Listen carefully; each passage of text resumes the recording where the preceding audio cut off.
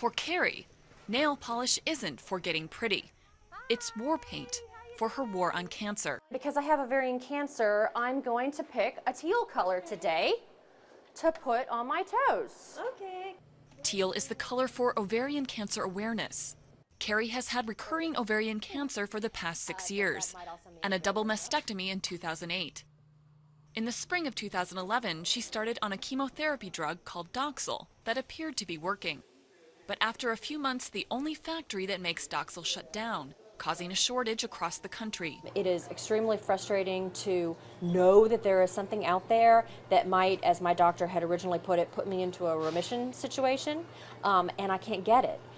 Doxil is one of 220 prescription drugs in the U.S. experiencing shortages, a number that's tripled since 2005. Activist groups say reasons vary. Some manufacturers have stopped making low-priced generics because the profit margins aren't high enough.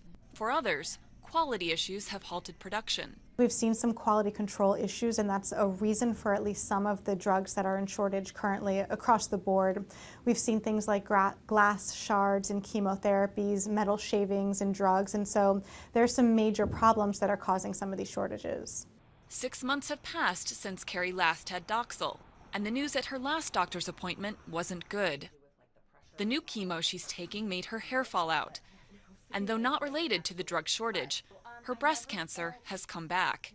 I just can't help but think that if I had been able to get Doxil all throughout last year when it was working for me and I had had a few doses of it, that maybe I would only be dealing with one cancer at a time now instead of both.